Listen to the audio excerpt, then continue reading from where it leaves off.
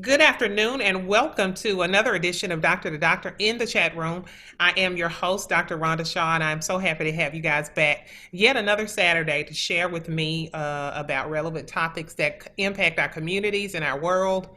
I am so honored to have my guest today. I cannot wait for you to hear from him momentarily. But as I always say as we start the show, please remember to use those necessary precautions to stay safe, as in wearing your mask and physically distancing yourselves from one another and not congregating in large crowds when you don't have to.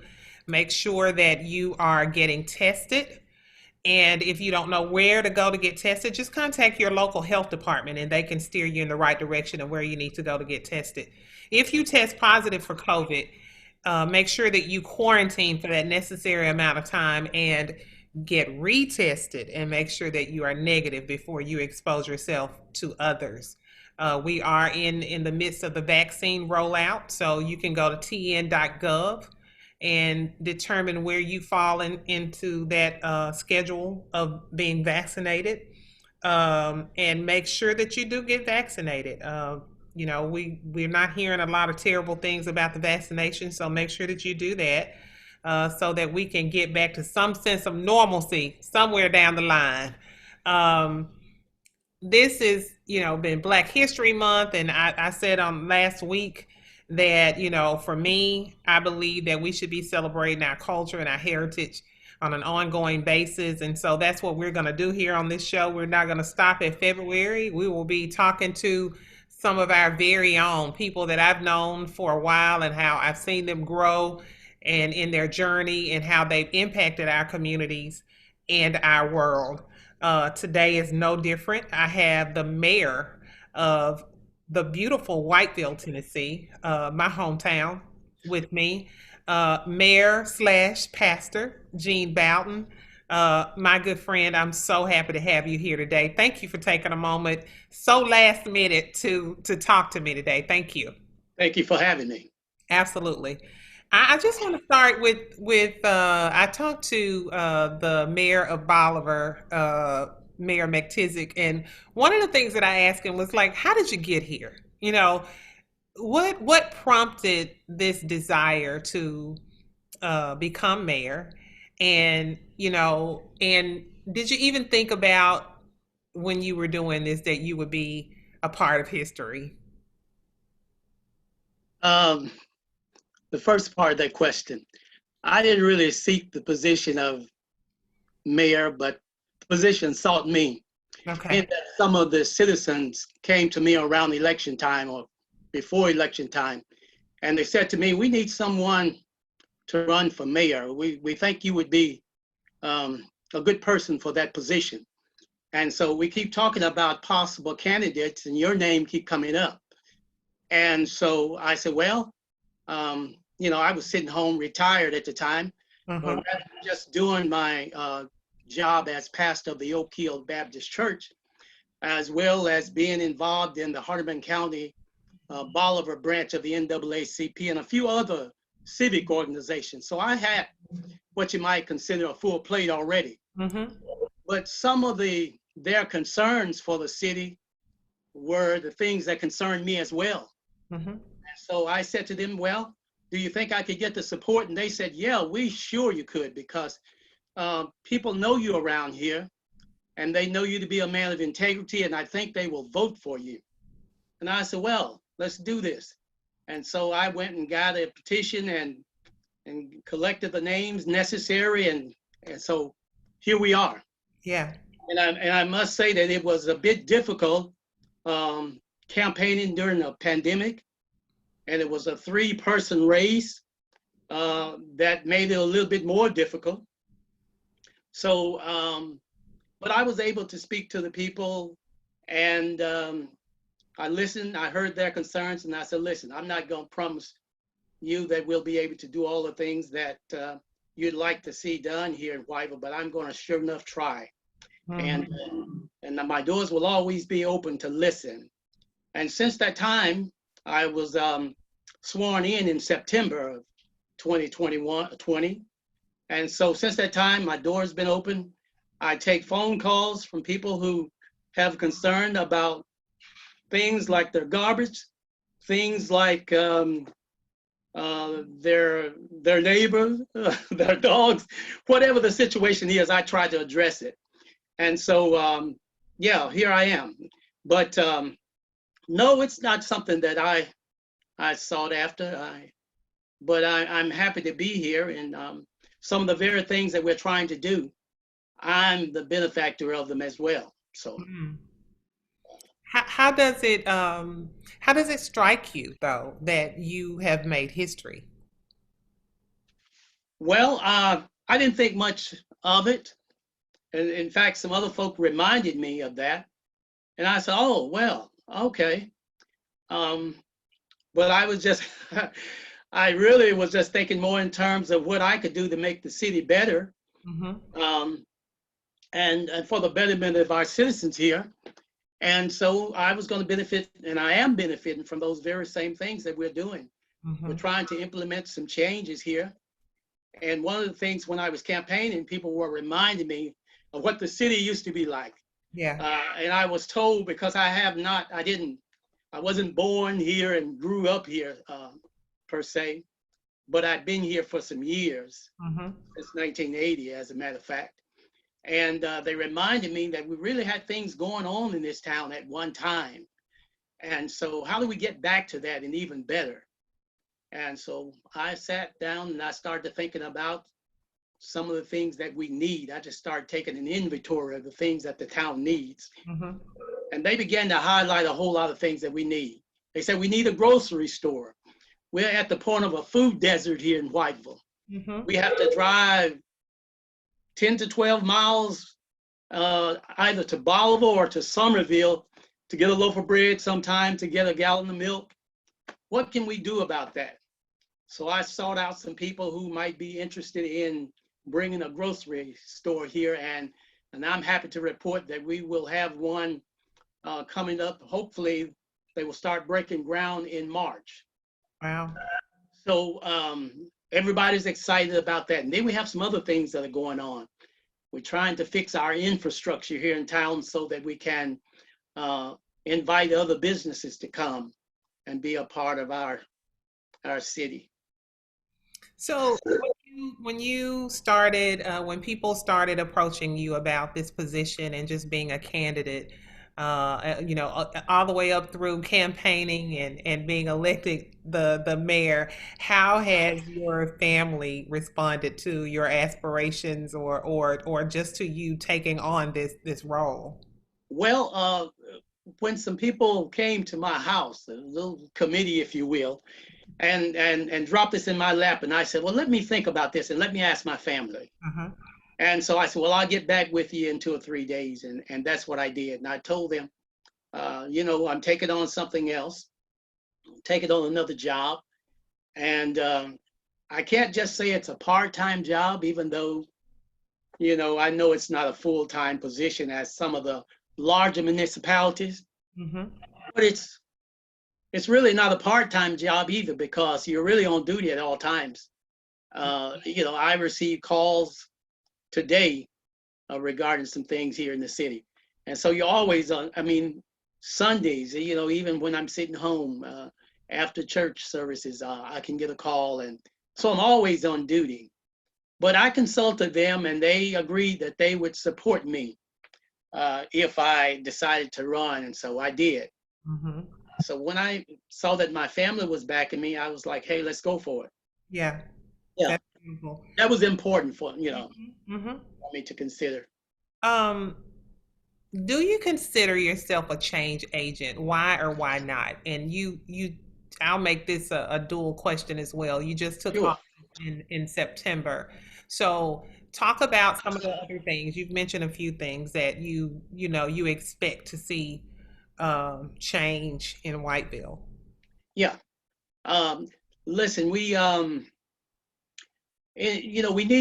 need a lot of industry, and I know that that's not something that a mayor can do. He can do he or she can do some things in terms of trying to advocate for industry, but that's really not what a mayor is really concerned with within the city. He can do only so much, Hmm. and I would love for some industry to come here. But that would be something mostly that our county mayors would be a greater advocate for that, as long as well as some other representatives. But certainly anyone who approached me in terms of wanting to come here, I would totally ask them to consider us. Mm-hmm. But in order for that to happen, we have to have something going on in our town, invite people to come. Mm-hmm. So that's why we're inviting businesses to come here. Um, we have a Veterans Resource Center that is already moved in our City Hall building now. And they've partnered with us to be a resource center for all of the veterans so that they will not have to drive to Jackson or Memphis if they have questions about their benefits and so forth. They can come to City Hall in Whiteville and get their questions answered. And so we're excited about that. So I just wanted to be, yes, I do consider myself an agent of change because I can see some of the changes that need to take place in our city to make it a place where we want to live and raise a family. Yeah. Yeah. Whiteville is a beautiful place. It's a beautiful place. It's a small town. And listen, you know, I chose to live here. My wife and I was working in Memphis for most of almost 20 years and commuting every day back and forth down there because I chose to live here. We built a home here and I just wanted to live out here and enjoy this quiet, quaint community without some of the hustle and bustle of the larger cities. And so that's what I did. And I know there are others who commute. And really the commute wasn't, you know, it was not a burden to me every day. I get on the road and that was my time to sort of meditate while I'm driving. Been there, done that. I was not so wound tightly when I got to work. I could go right to work where there were some others who were struggling. They had to have 2 or 3 cups of coffee. I was already, I was ready to go. But but I chose to live here and I love this town. I love this little city. You know, taxes are relatively low and there's some benefits. We don't have everything that some larger municipalities have, but we enjoy what we have. And then when we think, and you think in terms of the close proximity to larger cities like Memphis and Jackson, we're in a great location. So I remember that there was once a bed and breakfast there, and believe it or not, there were so many people that I know from out of town that knew about that bed and breakfast. I don't know if it's still in operation or not, but if it isn't, is that something you would think about bringing back? Listen, you don't know how many people have approached me about that. They want to see a coffee shop downtown. And let me pause for a minute to talk about our downtown. We were one of 10 cities in West Tennessee to get a small grant for historic downtowns. And so we're working with the Historic Downtown Committee.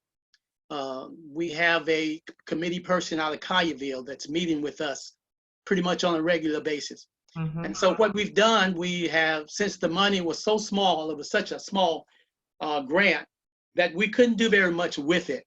But we asked all of our people who own properties downtown to partner with us to help fix up their properties.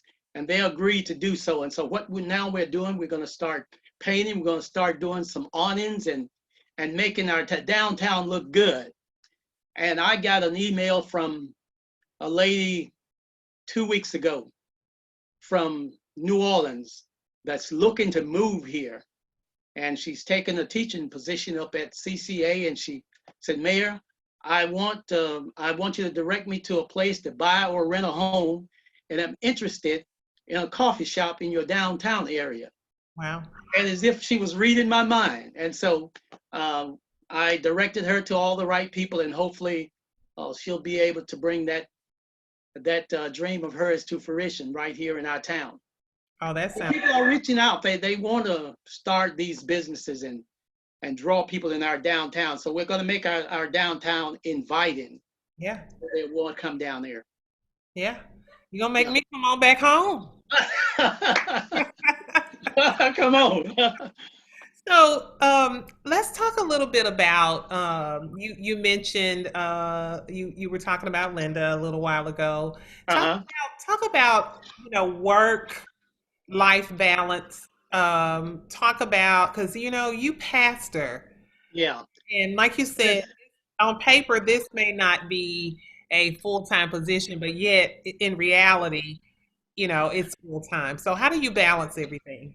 Listen, I'm so glad you mentioned balance, because I did an interview with someone recently, and words are so very important.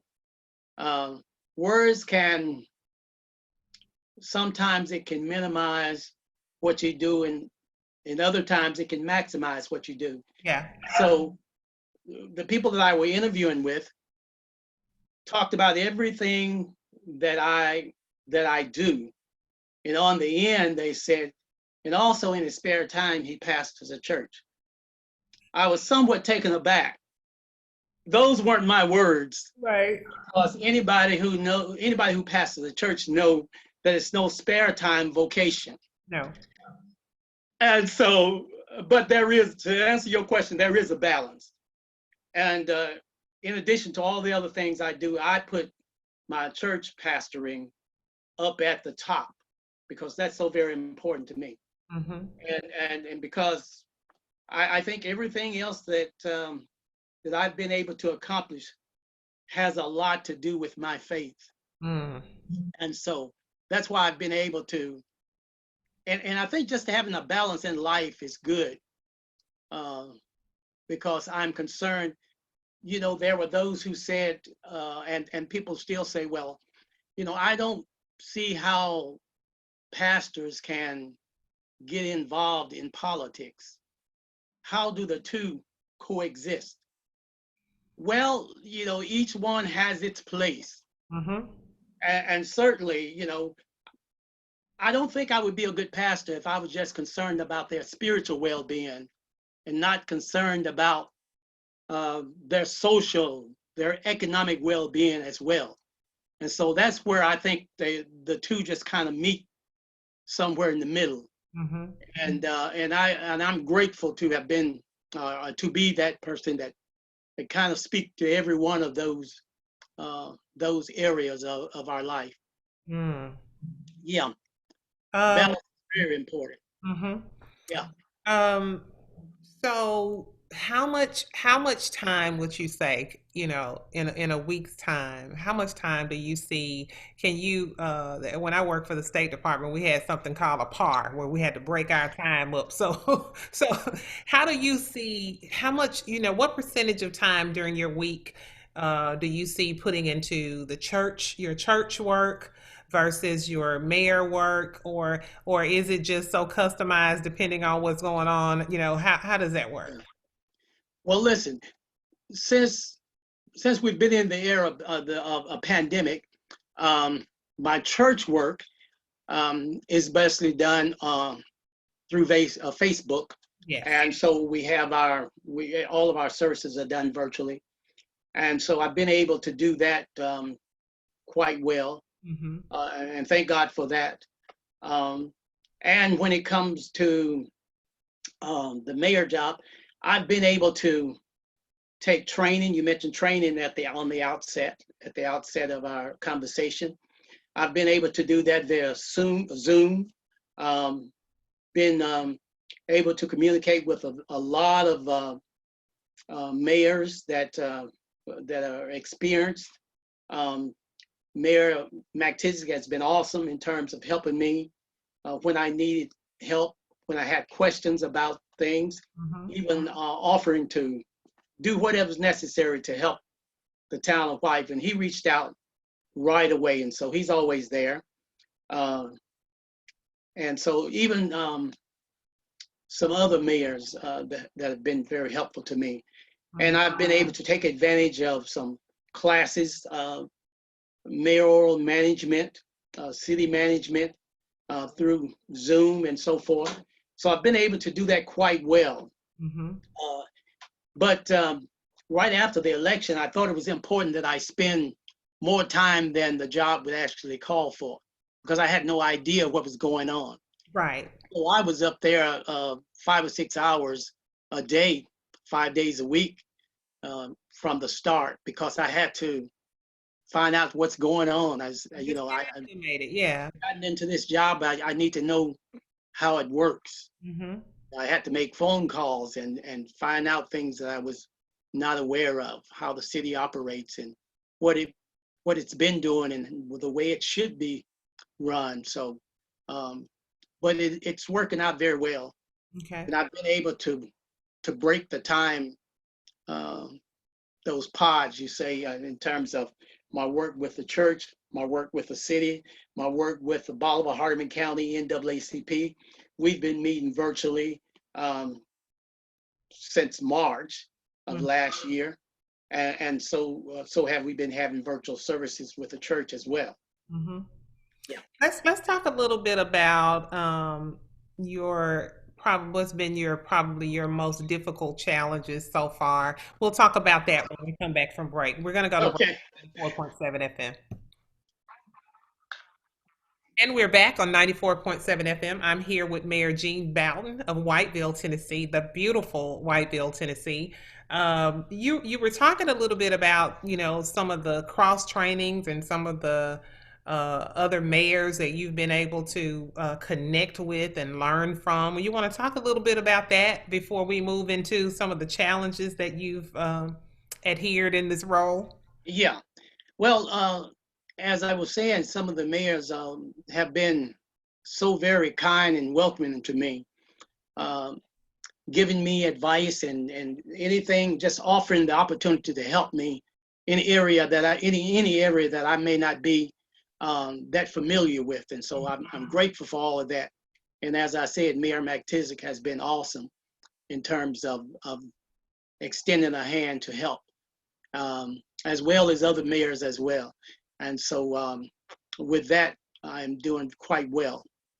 So you started this role in the midst of a pandemic, so you probably haven't, you probably had to do things virtually more so, and you haven't been able to do any, travel person. Right, right. In fact, we had some travel. We had some uh, conferences coming up, some mayoral conferences coming up. One was going to take place in Cookville, but because of the pandemic, it was all virtual, and we've been able to take advantage of a lot of training through that. And I look forward to doing some more training, some coming up in April, as well as May. Hmm. So, but we're ever learning, just trying to learn as much as we can, Yeah. so that we might be able to do a better job in terms of being a good servant to the people. Hmm. That's Hmm. awesome. So talk about, some of the challenges that you've faced, and I'll say with the exception of COVID, because I really like for you to hone in on that Yeah, and talk about that a little later in the show. But talk about some of the challenges that you faced. I guess particularly going into this role, with the blindfolds on and yeah. really knowing what to expect. Yeah. Well, um, challenge. When I was campaigning, someone said to me um, that they were talking to some people, and they said we don't need a black mayor. That came from some of the citizens, and the person said to me, he said, "Well, I told them that he's not just a black mayor; he's a good man, and I know him quite well." And so, what I'm saying is that I was able to overcome that challenge of race, because there were those um, other than African Americans willing to stand up for him and say, "Listen, I know him personally, and he's not just a black. He won't be just a black mayor. He'll be a mayor for all the people." And so that was important even to get me elected. And so um, even in the pandemic, when it was safe to sort of do so, I approached as many people here in town as I could, doing it safely, that would listen to me, whether they were supporting my opponents or what.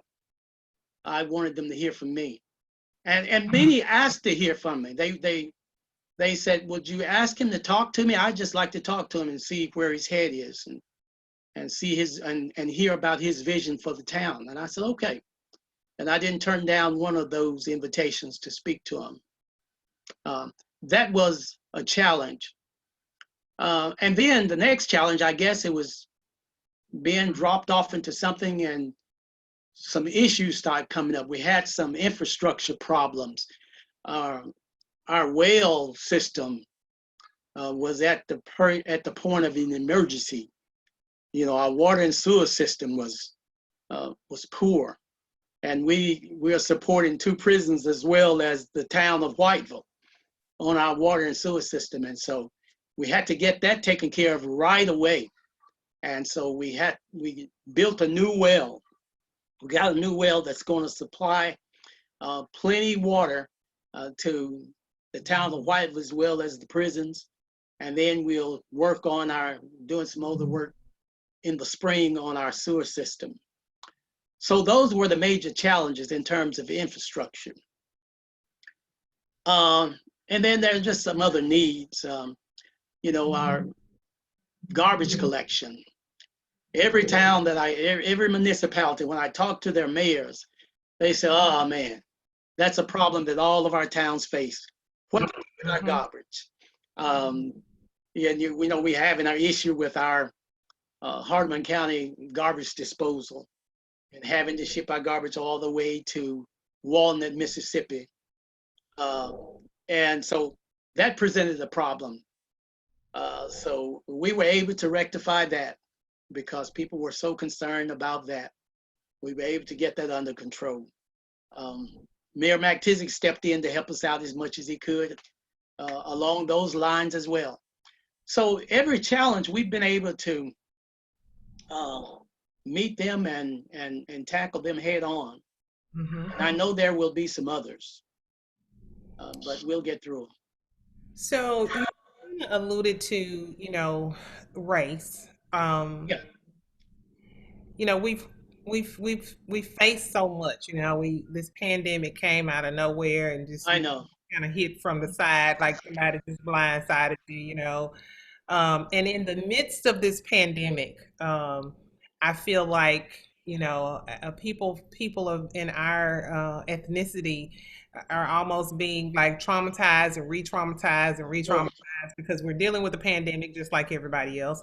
And on top of that, the race relations thing just seems like it vamped, under yeah, that particular administration that we've I lived know. in the last 4 years. Yeah, And, I grew up in Whiteville, so I know what Whiteville is like. sure. And, Yeah, I may not know the 2021 Whiteville as well, but I know Whiteville, and I know that's probably one of the reasons why I'm very proud to say that you are mayor because yeah, I think it will bring some great change and some needed sure. and some change that's been a long time coming, right? Right. Um, but at the same time, I still know the foundation, right? I And got you. how do you see that evolving? How do you see Okay. race relations in Whiteville, evolving? Do you suspect that there will be some reception to that type of change in the era in which we live now? I do. I had to address, you might say, a race issue at one of our town hall meetings. I said and I spoke specifically to our elected officials there Mhm. um, about posting and sharing inflammatory information Mhm. as it relates to race, and this particularly under the other administration. Yeah. And I said to them, I said, listen, I know all about the First Amendment and all of that. But listen, when you are a public servant, the last thing you want to do is uh, get to the point where those that elected you do not trust you. Mm-hmm. And so I had to address that issue before one of our meetings started. And I'm not sure how well it was received. I don't think some of them took too kindly to it, but I've seen that that has stopped. And and since we're talking about race, let me say, and I don't know if you were aware of it or not, but not only do we have an African American mayor in the town of Whiteville, but for the first time, I'm pretty sure in the history of the town, we have um, an African American mayor. We have 4 African American aldermen, vice mayor, who is African American as well, 4 aldermen, and then we have 2 white aldermen. I don't think we've had that kind of diversity um, before in Whiteville. You And so, you are going into my next question because I was gonna ask how you've been able to incorporate diversity in in your cabinet, right? right, As yeah, well as in the city and what the city has to offer. right. And so we're looking to do more. We're looking to do more, and we want to bring all of them along. You know, listen, I welcome, when we have our meetings, I welcome every citizen in town to show up and whatever their concerns are. One of the things on the agenda at every one of our meetings is grievances slash concerns from the community. And Mhm. so that's an opportunity for any citizen in the town of Whiteville to show up and say, I'm having this problem and we'll try to address it. Or I would like to see this take place in this town before we move into other business. That's always on the agenda. And so they know that they have an opportunity to voice their concerns, and we'll listen to them and try to address them. How receptive have the citizens of Whiteville been to that invitation to come and voice their concerns? Well, they have been quite receptive. In fact, the first few meetings were standing room only. Well, Mm, in fact, we didn't have standing room, but I understand that they wanted to see how this new mayor was going to act, um, how he was going to conduct business, what it was going to be like, and I understand that. So after a few meetings, there's like, okay, we know, and so they didn't show up in such large numbers. They began to show up when they really had some genuine concerns. But I think right off the bat, they really wanted to know what was going on. mhm. Yeah, they were more spectators. Uh, Yeah, they were more spectators than participators. yeah. So, but listen, I'm happy. I'm so happy for this opportunity. I'm so glad I had an opportunity to. I knew you had the doctor to doctor thing going on, and I was like, when am I gonna get a call? Well, And there so, you go. There you go. You got it last minute and look it. Thank you. you're welcome. So, let's talk about when you have these challenges and you're faced with these challenges. What's Mayor Bowden's, not even Pastor Bowden's. What's Mayor Bowden's approach to difficult situations? Wow. Okay. um, my approach to difficult situations. First and foremost, I'm calm.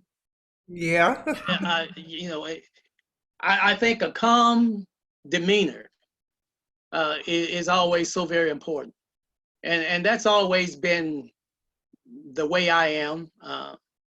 There have been times when I perhaps was um, could have flown off the handle and and done some things differently. But I think in the end,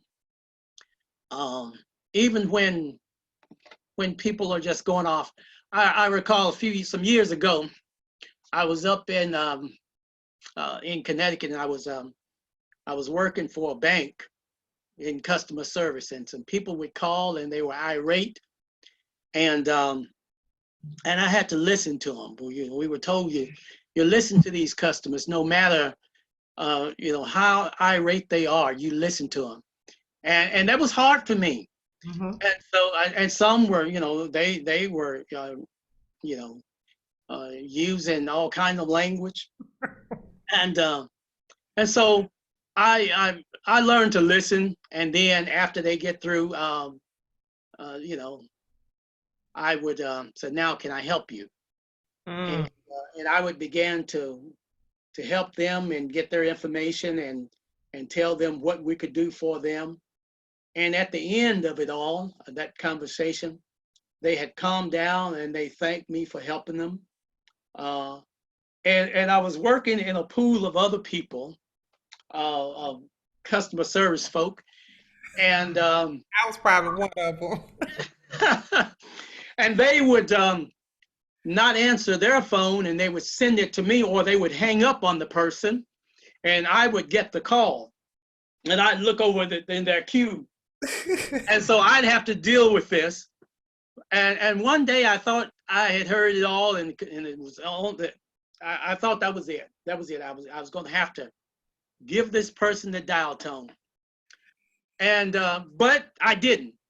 I listened, and I got through that call, and the person complimented me, wanted to know my first name, and so that they could send you know a thank you letter to the company. And good thing I didn't hang up, because my supervisor was listening on the other end, and she rushed in there and said, "Bowden, good job. I am so pleased with the way that you handled that difficult customer. Yeah. Kudos." And then, you know, I was customer service rep for the month. Oh. What is those? But that's always kind of been a demeanor. And so I calm them, first of all, to answer your question, how do you deal with difficult people and difficult circumstances? You have to keep a calm and cool and collective head. Mm-hmm. And then, you know, you have to sometimes just think about the situation before acting, you know, being so hastily to get involved. And so I found myself doing that quite often, Mm-hmm. particularly since I don't know everything there is to know about city government. Yeah. I have to get on the phone and make some calls. Mm-hmm. I have to sometime consult our legal uh, representatives. Mm-hmm. And so we have changed our legal representation to a very great legal service out of Jackson, um, in the person of Pride and Brooks. Mm-hmm. They are our legal consultants now. So Mm-hmm. there are a lot of things that we have to do to make sure that we are in compliance with uh, our local ordinances as well as our state laws. So, you know, when I was talking to Mayor McTizick um, on last week, he was talking about this being a nonpartisan, you know, role, and that, you know, people aren't having, you know, in cities, you know, they're not Yeah. having, you know, Democratic issues or Republican issues. They just got whatever their issues are. And that you have to be, as you said earlier, you talked about when you were campaigning, you know, you even approach people that you know weren't necessarily supporting you, Right. but you allowed them to hear from you. So, you know, what's your take on, you know, representing the entire city, you know, Well, knowing that some voted, yeah, yeah, yeah.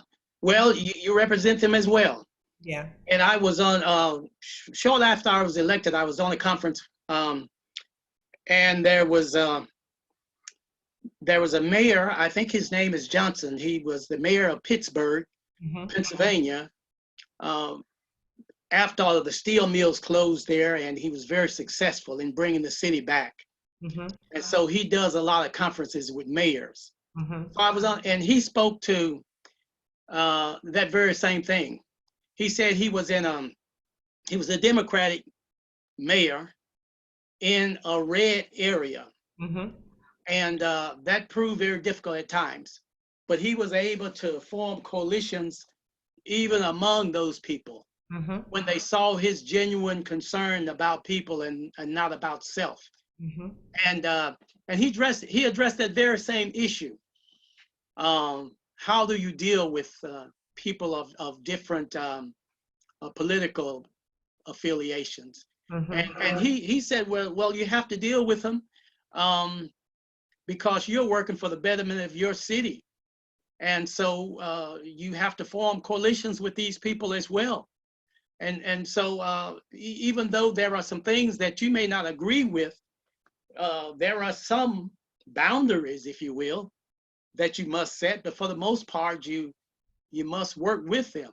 Mm-hmm. You're going to be productive in terms of doing things that your city needs. So I know that there are some Republican people, and there are probably more Republican people.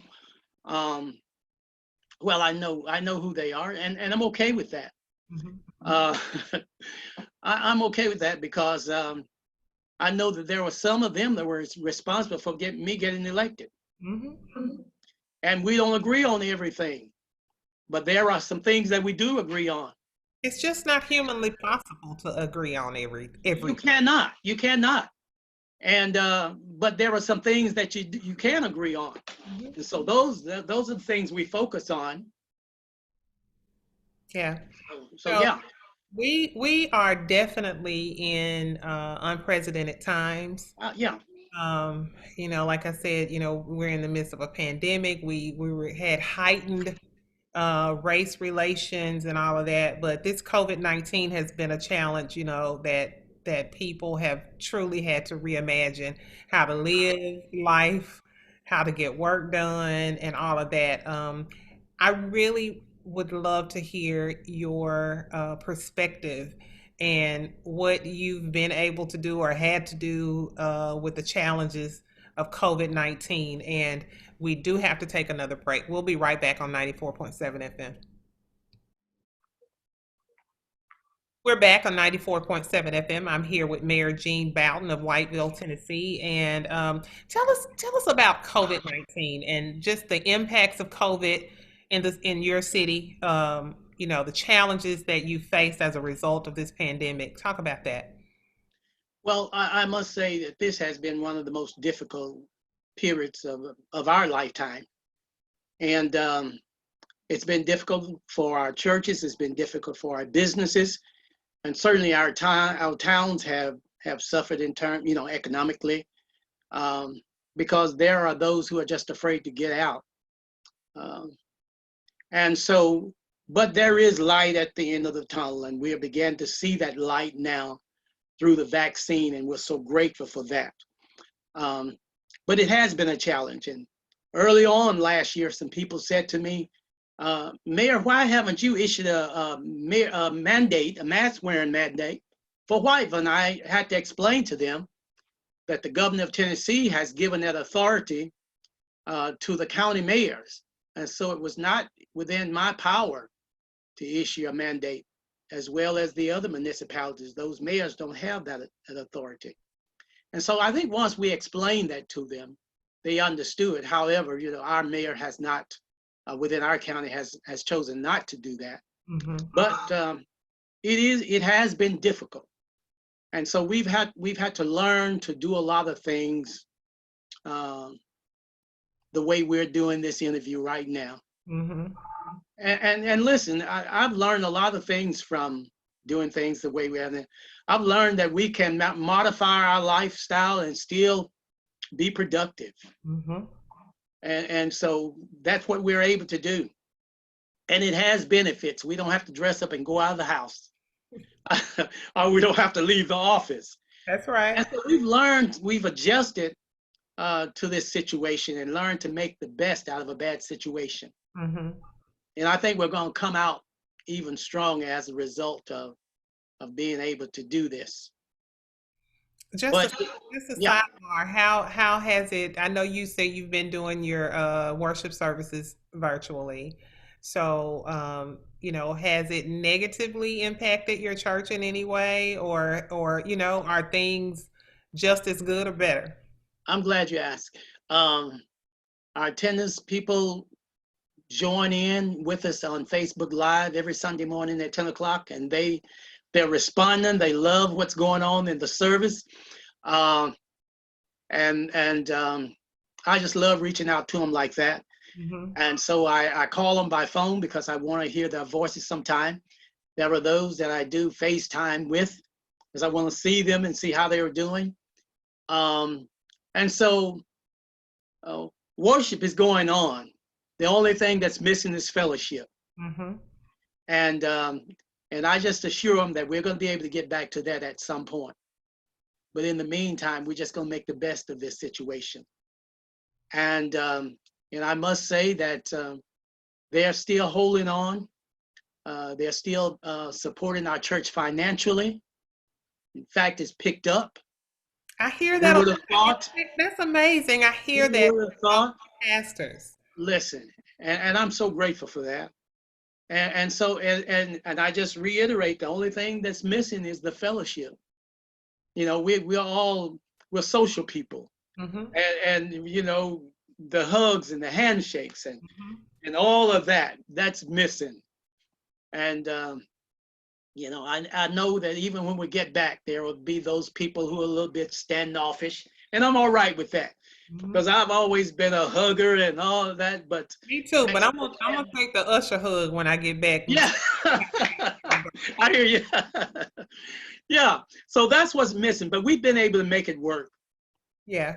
Yeah, When I interviewed with Mayor McTizick, he talked about just how the weight of having to make certain decisions in this pandemic. Whether it's businesses closing or and even when you talk about mandates, he said the same thing. That he didn't have the authority to mandate. right, But, right. let's say you could, then you worry about the manpower to enforce that Yeah, when we've got, absolutely. yeah, I mean, 'cause what people I think don't realize is a lot of crime increased during the pandemic. Sure, People are inside and domestic violence went up, child abuse and so many things I've had all of that. on the show. Yeah. I So, know. um, you know, have And you, even suicide rates. yes, suicide, absolutely. I know. Try my best Yeah, to keep that at the forefront. You're absolutely right. yeah. So I just wondered, if you've had to carry that weight of making any decisions that, impact your community or your city, Well, yeah, but see, betterment, but it was not well, so people. one thing I was stressing with my police chief a couple of weeks ago. I said, listen, we're going to have to do something real soon as it relate to our mental well-being. I said, this thing is like we're going to have to bring in some professionals and get this thing because, and I know that it's indirectly, if not directly, um, impacted by COVID-19. Hmm. And so we're going to have to do something because I'm really concerned about the well-being, the mental health well-being of our citizens. Sure. And I'm hearing all these things. They're suffering, um, having to do things differently. Some are out of work, and certainly that put a lot of pressure upon families. Hmm. And I understand that. So we've had to juggle that. And when it comes to trying to see to the needs of our mental, if you will, well-being of our parishioners, I have to address that in my sermon sometimes. Hmm. Uh, that that we just have to maintain our faith through it all, and be loving and kind to one another.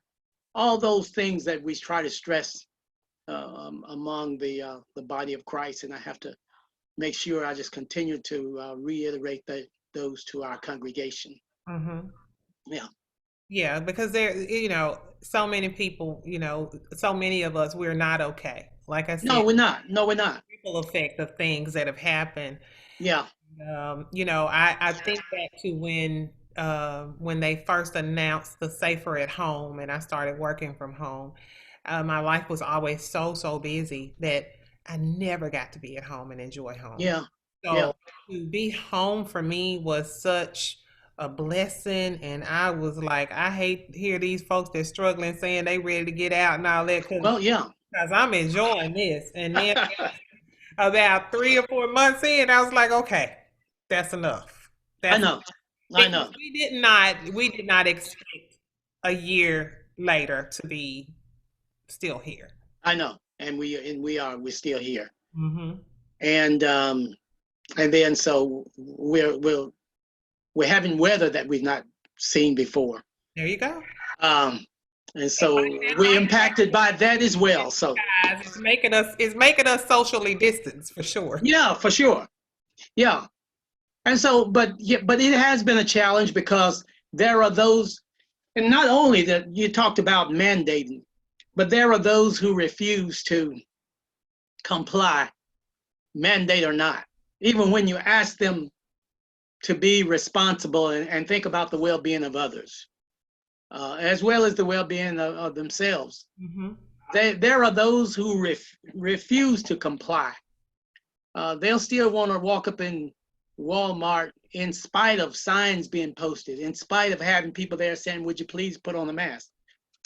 Uh, so, how do you deal with that? How do you deal with that? Well, listen, I just tell people just put yours on, just protect yourself, and because we know that there are those who refuse to comply. Hmm. Don't uh, start a confrontation with them, uh, because that's only going to make matters worse. Uh, do your part and do what you got to do. If you're shopping in a particular store, do your shopping. Stay as safe as possible. Get out of there and move on. Just kind of keep it moving Hmm. because there are those who somehow or another they feel like you're infringing upon our rights and we're not going to have it. Yeah. So we have to deal with them as well. Makes me so angry, and I I think know. about my parents, and I don't know why I feel like I can take care of myself, but I feel like they can't take care of themselves. So I want people to do right because I don't want anything to happen to my mom I or my know. daddy, right? Yeah, I know. Yeah. So I do. I wish people would do right as well. We were talking about this last week too. Unfortunately, in rural small town areas, you don't have like grocery deliveries or whatever. I'm Yes. very fortunate where I live that I'm able to just kind of, at the click of a button, order some stuff from Sure. Yeah. and tell them, hey, leave it at the front door. I don't even have to see them. Right. Right. Yeah. Yeah. Until we can, and we may very well all move to that at some point if we don't get back to our same level of normalcy pre-COVID, we may Right. Yeah. do some of this kind of stuff. But until then, we really want people to be safe. Absolutely. Absolutely. I asked you at the beginning of our discussion, I said, how did you get here? Now I want to know, are you glad you're here? Are I you am. here? Do you plan to stay here and come back again if the citizens of Whiteville say the same? Well, listen, I've not made a decision. As I said, it is a 4-year term, and somewhere near the end of that fourth year, I'll consider it. Mm-hmm. But I don't like to look too far ahead. You know, I know how quickly things can change, Mm-hmm. and but right now I'm enjoying the ride, and that's because so many of the citizens around here have been so receptive to my being the mayor. And I'm grateful for that because if they had been any other way, if they then the job would have been much more difficult. Mm-hmm. But and we try to meet their needs as best we can, and I let them know that we can only do so much. Mm-hmm. This mayor thing, and and bringing our town up to where we want it to be. It's a process. Mm-hmm. So they don't expect me to do it all the first year, the second year, and even the third year. It is a process, and we're going to try to show at the end of each year, this is what we've been able to accomplish. And here's what we're looking to do with your help. I'm not trying to do it by myself, you know. I recognize the fact that there's a team effort in city government. Mm-hmm. We can't do it all, as elected officials. I heard you say earlier, when you were campaigning, you told the citizens that, I'm going to try. I can't promise you, but I'm going to really Yes, try to do this. And I remember interviewing my father and in a show probably about a year ago, and he was saying that, I tell people all the time, when you hear a politician say, I'm going to go to Washington and I'm going to do this, I'm going to go to Nashville and I'm going to do that, I know. I probably wouldn't vote for them. Right. And he said, what I can do is limited to how many of those other 80 or what, however many it is, legislators Yeah. and vote in order Yeah. to get the majority, right? He said, so that's the reason why sometimes you do have to work across party lines and Absolutely. have to come to the table and make negotiations and all of that. But no one can actually say what they're going to do. They can only do what is allowed based Is on allowed. other, yeah.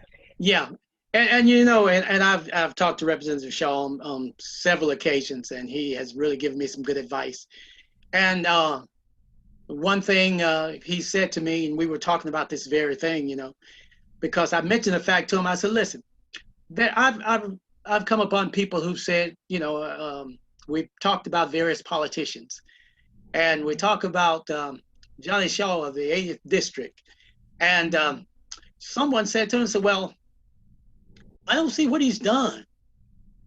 And I said, well, maybe you need to look and find out. And I said, there's a website that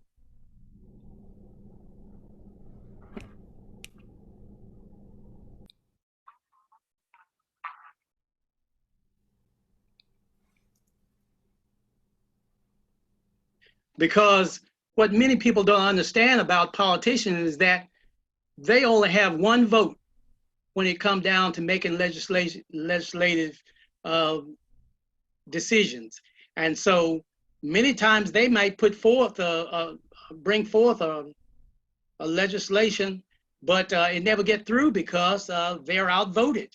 And so if you really want to know what your politicians are doing, your elected officials are doing, then you need to do your due diligence and follow their record to Mm-hmm. see how they voted on certain issues.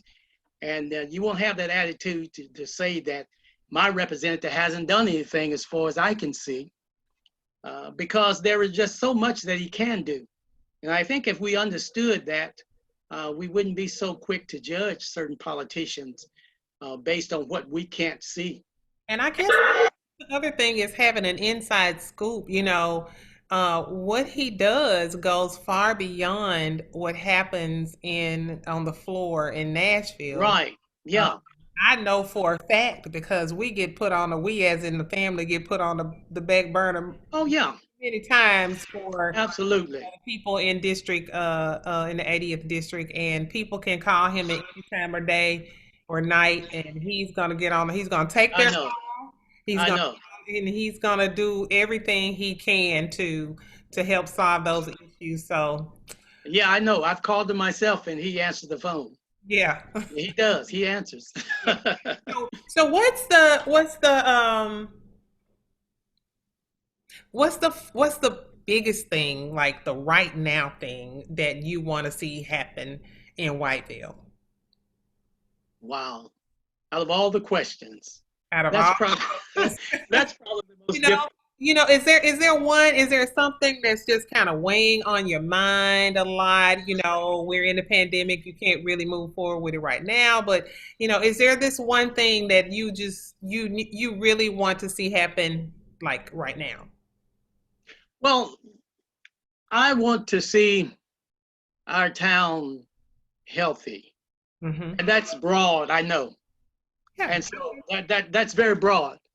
But when we get our grocery store here, which is going to have a variety of fruits, vegetables, meats, things that are healthy for us. Hmm. That's going to be first right there, and that's going to be um, putting us on a path toward healthy living. And you know, one of my daughters, she's been with us here recently, and she's into healthy living and cooking things that I never thought I'd eat. Hmm. Um, but now that I'm experimenting with them, and I'm like, that's not bad. And I know it's healthy. So I want to see us do that. And I've joined partnership with Be More Hardeman uh, in terms of trying to see how they can help us along those lines. And so I'm so happy that we're going to have a walking trail coming up real soon in Awesome. City Park. And that's going to be, they're going to start construction on that in the spring. And so there are a lot of us just like walking. And so we know that's healthy. And I'm going to organize, I believe around April, a walk with the mayor one Saturday and try to get people, hopefully by then the weather will have gotten to the point where we can do it and we can social distance and then it will not be so cold or whatever and we can do it comfortably. And so I want to see our town healthy because I know we have a lot of health issues that that need addressing, and a lot of things we can do ourselves, and we can start taking better care of ourselves. So I want to see us work on that as we move toward the future. Mayor Bowden, here, is there anything that you would like to share with the citizens of Whiteville before we leave today? I mean, we don't have access like we would Yeah. normally have, and so I know you don't always have everybody together at the same time. But for those that might be listening in today, is there anything that you want to share? Well, I would say to all of you out there who are listening to Dr. Shaw is that I appreciate your support. And I know this is something that we normally say around election time, but I'm not even 1 year into my term. But I do want to say that I appreciate the support that you've given me thus far. And I look forward to serving you on a continuous basis in the future. And I just want you to know that you can come to me if you have questions, if you have comments, and I want you to know that your voice will be heard. And that's why we're here. We try to be a voice for those who feel like they have no voice, and for those who feel like no one's going to listen. And if they listen, they're not going to respond. Well, we'll listen and we'll try to respond as best we can. Mhm. And I just want you to know how much we appreciate that. And we're going to try to be here for you. So I thank Dr. Shaw for giving me this opportunity. However short notice, I hope that we've been able to say something that's been helpful, and so that you will be continue to be supportive of me in the future in our administration here in the town of Whiteville. I'm so proud of you, young man. Thank you. Thank you. The citizens of Whiteville, your Thank you so much. mayor is quick on his feet. That's I for sure. That's for sure. appreciate it. Thank you. Uh, so glad to have you with me and so glad to have you guys back again yet another Saturday. I thank you so much. You don't have to do it, but you come back every Saturday to support this hour. And I thank you, thank you, thank you. And I'll see you again at the very same time next Saturday, right here on 94.7 FM, The Gospel Giant. We'll see you then.